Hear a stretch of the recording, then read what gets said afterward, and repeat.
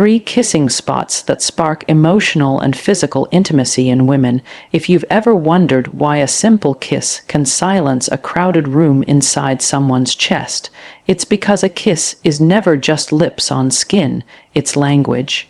It's a sentence without vowels, a promise without paperwork, a map that tells a nervous system where to land.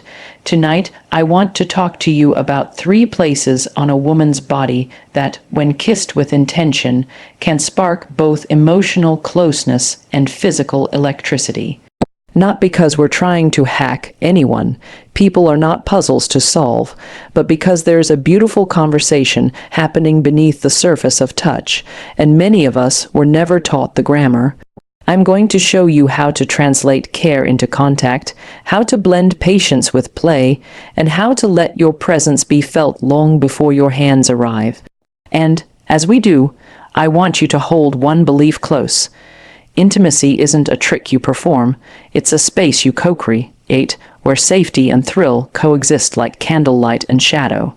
The first place is the one most people underestimate because it looks like the least romantic, the least charged, the least likely to make anyone's heart skip. The forehead. The forehead is a doorway. It's the kiss we give children when they're scared.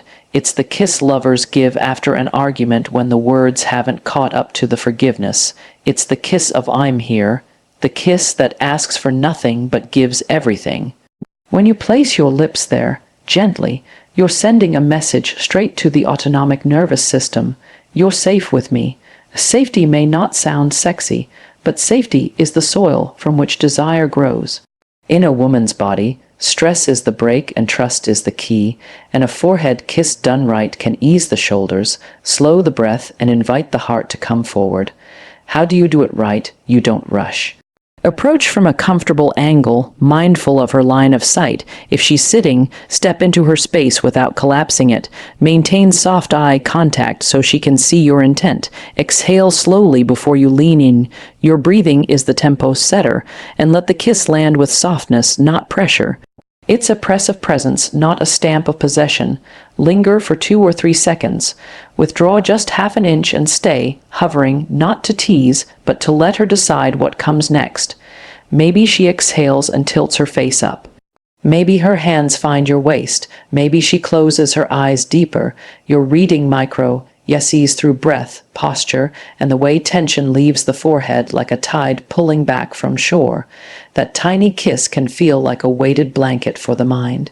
It reassures the part of her that is scanning for danger, telling it, we are okay. And when that part relaxes, the playful, impulsive, adventurous part has room to wake up. Some of you are thinking, but a forehead kiss feels so chaste. I hear you. I'm not asking you to trade passion for politeness. I'm asking you to build a runway long enough for her to take off. In practice, that forehead kiss is often the opening line. It's a grounding gesture that recalibrates the moment. Try it when you meet after a long day. Try it when you don't have the right words yet. Try it mid-date when laughter has made her teary-eyed and tender. Try it after intimacy when you're both bliss, doubt, and quiet to seal the warmth. Over time, that small gesture becomes a ritual. Ritual becomes memory. Memory becomes a place she associates with home. And desire is far more daring when it can walk home after dark without fear.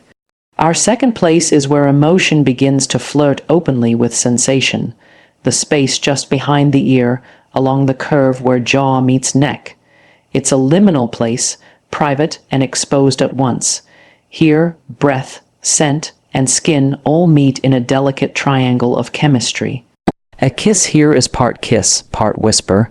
It's an invitation for the body to pay attention without the mind feeling threatened. There's a reason a well-timed exhale against this spot can make shoulders shiver and breath hitch. The skin is thinner, the nerve endings are curious, and the proximity to her sense of hearing and smell makes the moment multi-sensory. But this is a place that demands finesse. Think feather, not stamp. Think I adore, not I devour. Before you even make contact, do your homework. Scent matters, fresh breath, clean skin, and the faint trace of your cologne if she likes it. Those details write the preface. Come in from an angle that lets her see you first. Don't startle. Let your nose graze the space near the ear without making contact, just enough for your breath to announce you. Pause. If her head tilts to offer more, that's a green light. Place a kiss as light as the closing of a book, then another slightly lower, then another along the line that leads to the neck. Keep your lips soft. Every now and then, let a slow, warm exhale bloom against her skin. That contrast, cool room air, warm breath, creates an attention that borders on goosebumps. If words come, keep them low and slow. 1 or 2 syllables can be more intimate than a paragraph here. You, closer, beautiful. But only if this is the language you both share. Never assume whispers are welcome if she tenses, pauses, or turns away. Consent lives in micro movements, and your job is to read poetry in them. Pace is everything. The instinct will be to jump from sweet to hungry, but linger in the space between. The electrifying kisses are often the ones that almost happen, then don't, and then do. You're choreographing anticipation. Think of it like dancing to a song that has space between beats. Your pauses are part of the music. Use your hands wisely, too. One hand at the base of her skull, fingers in her hair, can anchor her without trapping her. Another hand at the small of her back can guide her closer without grabbing. If she melts into you, slow your tempo, not speed it up. Let the moment thickly unfold like honey. When you do press a slightly firmer kiss beneath the ear, give yourself just enough restraint that you could stop if she pulls away. The sexiest thing in the world is self-control that chooses devotion, not entitlement. Now, I want to address something important. Not all women like stimulation near the ears and neck in the same way. Some will prefer a breeze of breath and a press of lips. Others won't want any attention there at all. Trauma, sensitivity, or simple preference can live in those tissues. So stay attuned. Ask with your hands, ask with your slowness, ask with your willingness to pivot. How's this? Can be asked with your eyes, and if you need words, use words. Communication doesn't kill chemistry, it calibrates it. The most magnetic lovers are the ones who treat new terrain like sacred land, not like a theme park. The third place brings emotion and arousal into a quiet ritual, the wrists and hands. Yes, the hands, the very tools of everyday life, are also instruments of extraordinary intimacy. The inner wrist is a pulse point, close to the surface, with skin so fine it remembers every kindness. Kiss there, and you kiss where the body keeps time. There's something disarmingly tender about lifting a hand, turning it palm up, and placing a slow kiss right where the heartbeat says hello. It says, I'm not in a hurry. It says, I see the you who holds, carries, creates, cleans, types, and touches. It's reverence disguised as romance, and reverence is a powerful aphrodisiac. Take her hand like it's an antique book you've waited years to read. Not fragile, but precious. Let your fingers trace the lines of her palm, not to predict her future, but to tell her you care about her present. Thumb over the knuckles, your gaze alternates between her hand and her eyes, so she never feels put on display. Lower your lips to the inner wrist with a pause just before contact. That pause matters because anticipation spotlights the moment. Then press a kiss that's warm, slow, and close. Lip. Do it once, maybe twice. If she exhales or softens, you've just opened a door to deeper touch. Move your mouth across the palm, the base of the thumb, the webbing between forefinger and thumb, each a delicate map of sensation. Kiss the back of the hand like a secret you admire. Interlace fingers and place a kiss on the juncture where the fingers meet the hand. These are not Victorian gestures.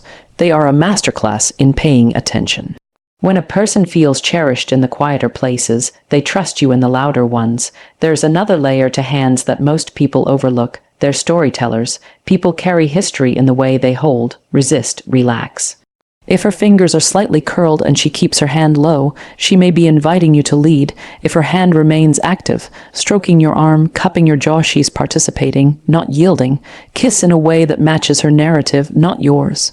The quickest way to break the spell is to force the plot. If she pulls back, you let her. If she returns, you receive her. This dance of offering and receiving builds a feedback loop of trust and desire. The body says, I can show more, because it has learned you won't take more than I give. Let's talk about weaving these three places into a single, flowing experience rather than isolated tricks. Start with the forehead when reuniting. It levels the moment. Later, when conversation has melted into closeness, move to the wrists to ask for her hand like an artist asks for a brush. Kiss the inner wrist, then let your mouth trail to the base of the thumb, keeping eye contact on the return. As the room grows smaller and your attention grows larger, circle behind the ear with the restraint of someone who understands power. One kiss, a breath, another kiss lower, then a retreat to the forehead again to ground the rising tide. This push and pull, this dance of safe and charged, of devotional and playful, is what turns a series of kisses into a journey.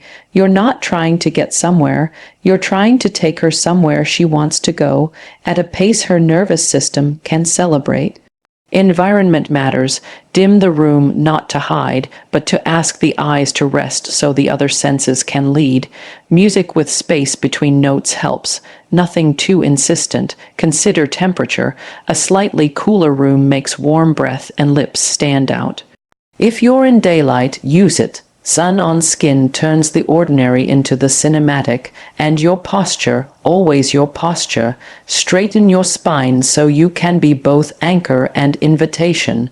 People feel the difference between a body that's reaching and a body that's ready. Words are the spice. Use them sparingly and intentionally. Before you touch, say, may I. If you're already in shared permission, tell me if you want more or less. During, let simple phrases underline the moment. Stay here. This is perfect. You feel safe. Emotions are not mine, readers, and neither are you. The bravest lovers are the clearest communicators, and the paradox you'll discover is that clarity creates mystery, not kills it. When she knows you're listening, she'll whisper desires you've never heard before. I want to speak to the art of timing. Kissing is a conductor's baton. Everything else in the orchestra responds to it. Too fast and you flood the senses. Too slow and you lose the plot. The sweet spot is a conversation tempo. Kiss, breathe, watch. Kiss, breathe, ask. Kiss, breathe, wait. Think of breath like punctuation. Commas are those small pauses near the ear. Periods are the forehead kisses that settle things. Ellipses are the hovering moments at the wrist where you might, or might not, kiss again. Let silence say as much as touch. If you find yourself speeding, slow your exhale and count the beat in your head. Slowness communicates confidence. Confidence builds trust. Trust invites surrender. There's a myth that physical intimacy requires grand gestures, but mastery lives in micro moments. The way your lips soften at the last second, the way your hand supports without insisting, the way you smile against her skin after a kiss. These are the gestures that make a body choose you again and again. Detailing matters, the slight tilt of your head so noses don't bump, the awareness of earrings and hairpins near the ear, the decision to remove your watch so the kiss at the wrist isn't interrupted by cold metal. When you care about details, you tell her that she is not a generality in your life. Some of you worry that you'll overthink, that all this intention will make you stiff. Don't. Let attention be your relaxation. Curiosity is relaxing because it stops you from performing and starts you exploring. If you become present to the temperature of her skin, the rhythm of her breath, the story of her posture, your own body will find the right pressure and pace. Presence is a performance killer, and that is good news. You are not auditioning, you are attending. You are not controlling, you are conversing, and when nerves arrive, because they will own them, nervousness can be endearing if it's honest. I want to kiss you here, but I also want to make sure you want it. That sentence is more attractive than feigned bravado. The world has enough people faking certainty. Intimacy loves truth. If she says, not there, smile and thank her, then shift. People don't forget the kiss you didn't insist on. Now, because we are grown, let's anchor all this in respect. Consent is not the legalistic buzzkill of romance. It is the oxygen of real connection. You can be devastatingly sensual and deeply respectful at once. In fact, the most seductive thing you can do is make someone feel utterly free in your presence, free to say yes, no, slower, more, or not now. That freedom doesn't dampen desire. It allows desire to be chosen, and chosen desire is joy wearing confidence like perfume. You may ask, what about the lips? Of course, the lips are a universe of their own, but tonight I'm asking you to shift your spotlight. Because in learning to kiss the forehead, the space behind the ear, and the wrists and hands, you'll elevate your lip kisses without trying. Your mouth will carry the memory of reassurance from the forehead, the shimmer of anticipation from the neck, and the reverence from the hands. Your lip kisses will inherit qualities they never had on their own. Steadiness, tension, and gratitude, and then even a simple peck will hum with deeper meaning. Repetition builds signature. Make these gestures part of your unique way of loving, not party tricks you deploy occasionally. The consistent forehead kiss before parting becomes a private ritual that keeps the strings of connection tight between meetings. The behind, the ear kiss you save for moments when laughter melts into closeness becomes a cue that it's time to shift from public to private energy. The wrist kiss before you take her hand to cross the street becomes a visible reminder that you respect the person walking beside you. Over time, these rituals become shorthand. You won't have to announce anything, she'll feel it. Let's talk about conflict and how these kisses behave there. After a disagreement, a forehead kiss is not a magic eraser, and it should never be used to bypass accountability. But after you've owned your part and heard hers, that kiss can be a gentle recalibration. We're on the same team again. The neck kiss should not appear when the air is still charged with resentment. Desire can feel manipulative if safety is shaky. Save it for when the dust has settled and you're both choosing closeness anew. The wrist kiss again is reverence. It says, even when we disagree, I honor you. In this way, the three spots don't just inflame desire, they also maintain dignity. There's power in slowness, but there's also joy in surprise. Once your shared language is established, break the pattern in playful ways. A forehead kiss from behind as you wrap your arms around her waist while she's cooking. A neck kiss after a victory, hers, not yours, when she returns from a hard meeting with shoulders high. A wrist kiss as you hand her a coffee in the morning, your eyes smiling over the rim. Novelty, when laid on a bed of ritual, hits like a favorite song remixed. The heart recognizes it and gets excited anyway. If you're long distance or apart for a while, carry the practice into your messages. Tell her, consider this a forehead kiss for your commute. Send a voice note that's basically a breath and a whisper. Sensual and welcome if that's your shared language. Send a photo of your hand open, palm up, and say, for when I can kiss your wrist again. It's not the same as touch, but it keeps the nervous system connected to the memory of safety and desire you've already built in person. And finally, a word about self-study. If you want to be extraordinary at kissing these places, learn your own states. If you're rushed, don't pretend to be slow. Choose a gesture that matches your capacity without shortchanging the moment. If you're anxious, breathe first. A forehead kiss from a stormy mind can feel like a tap instead of a moment. If you're distracted, refocus or reschedule closeness. Intimacy deserves your whole presence. Loving well is not only about knowing her, it's about knowing yourself well enough to bring the best of you to the smallest acts. The wrist kiss can be as potent as a fireworks show if the person giving it is fully there. Perhaps you're thinking, this is a lot for 3 tiny kisses. But that's the point. The smallest doors often open the biggest rooms. When you kiss a forehead, you tell a mind to rest. When you kiss the space behind the ear, you invite a body to awaken. When you kiss the wrist and hands, you honor the human who does so much, loves so hard, and deserves reverence.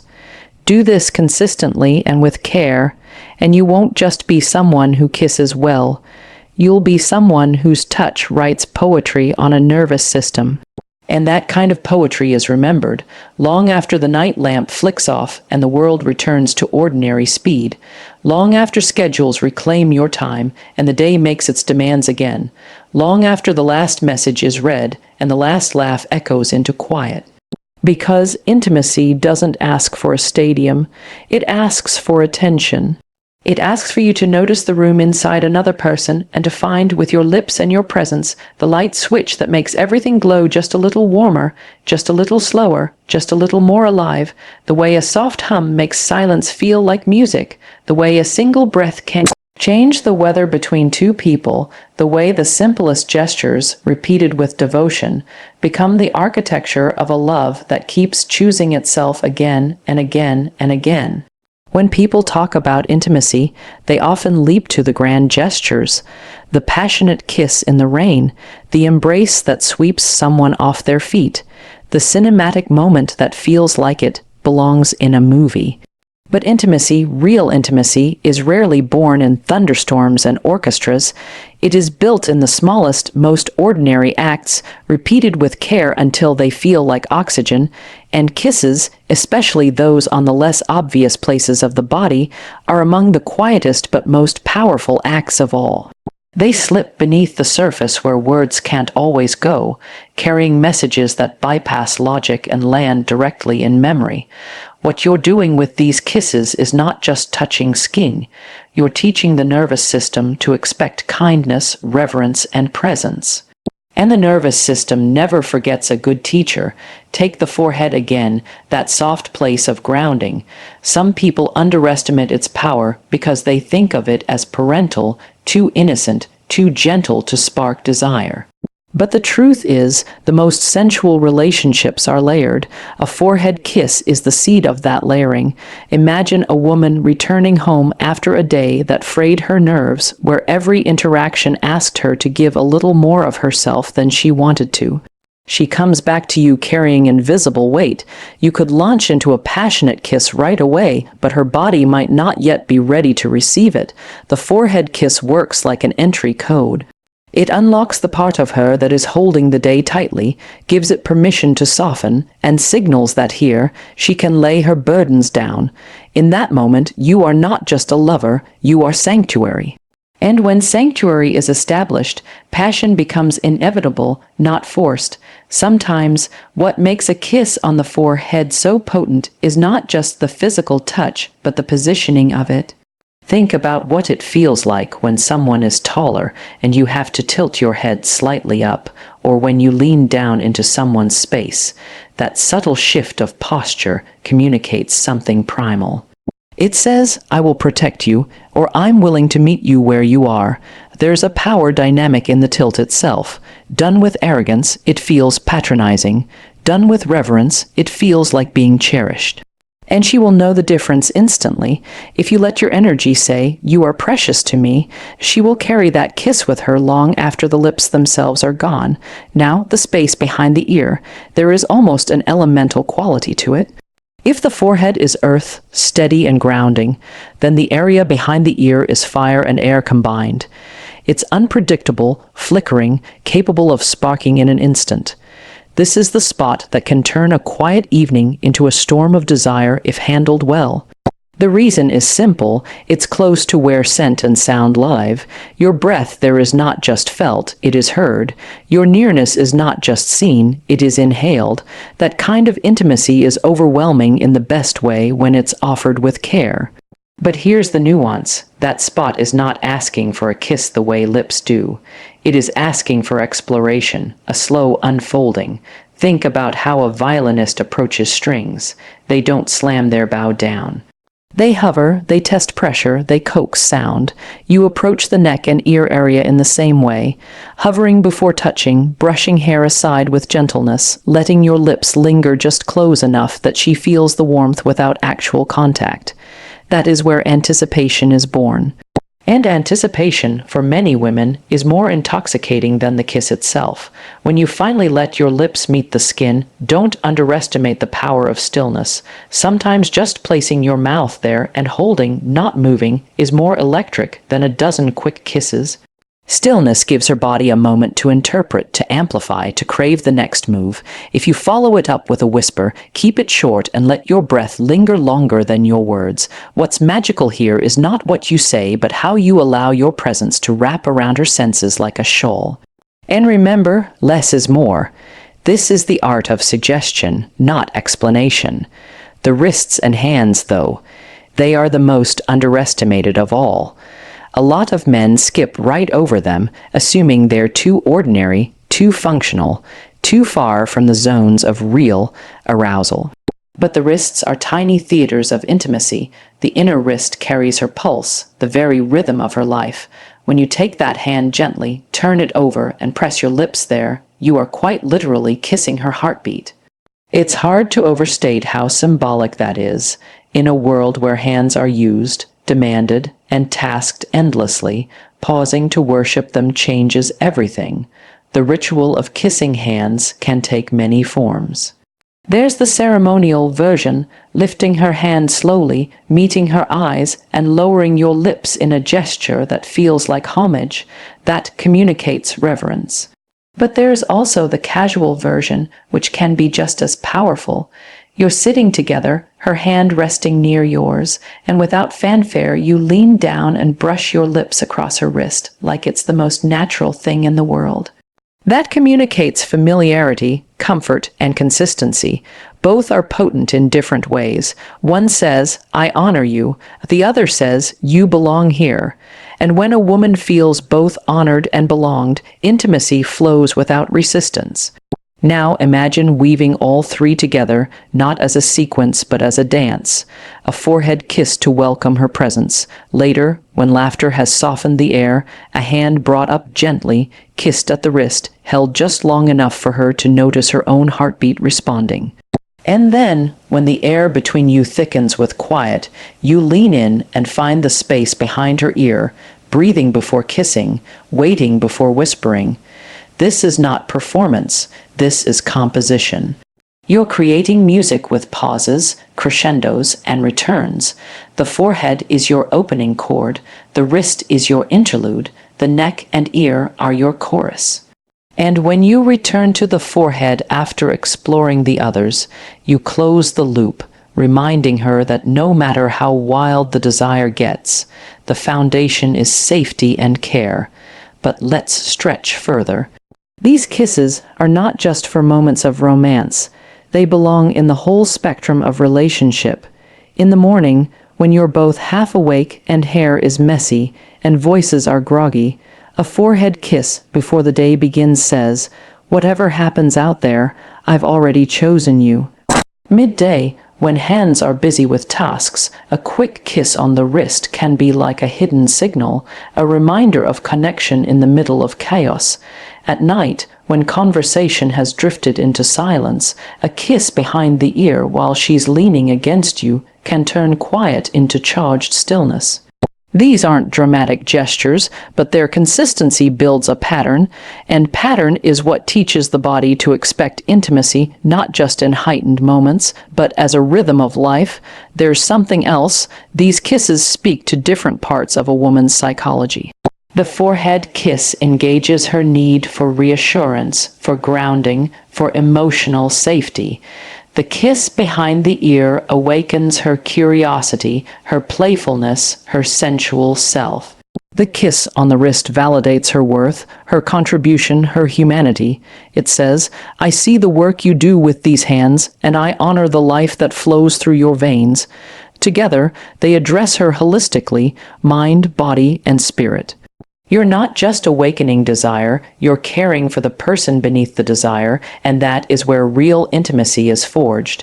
I want to talk about presence again, because presence is the ingredient that separates a kiss that is remembered from one that is forgotten. Too often, people kiss like they're checking an item off a list. Lips land, lips leave, nothing stays. But when you pour presence into the kiss, it becomes unforgettable. Presence means you're not just touching her, you're absorbing her. You're noticing the way her breath changes, the way her eyes soften, the way her hand either pulls you closer or rests lightly in yours. You're adapting moment by moment, and she feels that. She feels when you are with her, not just on her. Presence also means slowing down enough to savor your own experience. Don't just kiss her forehead. Notice the texture of her skin there, the way it warms beneath your lips, the way her body shifts slightly when you linger. Don't just kiss her wrist. Listen for the faint rhythm of her pulse beneath your mouth. Let it sync with your own heartbeat for a second. Don't just kiss behind her ear. Inhale the scent of her hair, the way it carries hints of her day, her perfume, her natural essence. These details are the difference between a kiss that evaporates and a kiss that imprints. Here's another dimension, how these kisses interact with memory. Human memory is anchored in sensory detail. A forehead kiss given at a vulnerable moment can become a woman's lifelong reference point for what safety feels like. A wrist kiss in a moment of play can become the memory she revisits on lonely nights. A whisper kiss behind the ear can linger in her body long after the sound of your voice fades. You're not just kissing, you're creating memory triggers. Later, a song or a scent might remind her of those moments, and her body will relive them involuntarily. That's the real magic of small kisses. They outlast the grand gestures because they slip into the fabric of daily life. And let's be honest, sometimes intimacy is about repair as much as it is about passion. After a disagreement, words can feel heavy, but a forehead kiss after apologies have been made can reinforce sincerity. During stress, when she feels stretched thin, a wrist kiss can feel like a reminder that she's more than her responsibilities. In grief, when there are no right words, a kiss behind the ear while holding her close can communicate solidarity, a promise to stay present through the storm. These kisses adapt to context. They can ignite desire, yes, but they can also soothe, heal, and remind. That versatility is part of their power. Some might still wonder, can such small gestures really transform a relationship? And the answer is yes, precisely because they are small. Grand gestures are memorable, but they are rare. Small gestures are repeatable, sustainable, and cumulative. A forehead kiss every morning, a hand kiss once a day, a neck kiss when the timing is right. These add up to a culture of intimacy. And when intimacy becomes culture instead of event, it stops being something you perform and becomes something you live. And here is where your artistry comes in. These 3 spots are not rules, they are invitations. Once you've learned how to kiss them with presence, you'll discover echoes elsewhere. The temple near the eye carries the same grounding energy as the forehead. The inside of the elbow mirrors the sensitivity of the wrist. The small of the back carries some of the same vulnerability as the neck. But you start with these 3 because they are archetypes: safety, sensuality, reverence. They teach you the principles that can then be translated across the entire body. I also want to remind you that intimacy is not about constant escalation. You don't always need to turn a forehead kiss into a cascade of neck kisses and wrist kisses that end in passion. Sometimes the forehead kiss is the whole story. Sometimes the wrist kiss is the punctuation mark that closes the evening. Sometimes the ear kiss is the entire symphony. The mistake people make is believing intimacy must always climax, but intimacy is not a movie with a predictable plot. It is a language with infinite dialects. Learn to be fluent not only in escalation but in stillness, in restraint, in the kiss that ends where it begins. And when you do weave them into passion, remember balance. A forehead kiss in the middle of desire is grounding, reminding her that even in heat, you hold tenderness. A wrist kiss when bodies are already pressed close is disarming, reminding her that you don't just crave, you cherish. A neck kiss after laughter turns passion playful, reminding her that pleasure and joy can coexist. Each gesture shapes the mood differently, like instruments layering in a song. So yes, 3 small spots, but 3 universes, 3 doorways, 3 invitations. When kissed with attention, they awaken not just desire but devotion, not just chemistry but connection. And when practiced with presence, they can make a woman feel seen in ways that words rarely manage. Because in the end, it's not about where your lips land, it's about what your presence says when they do.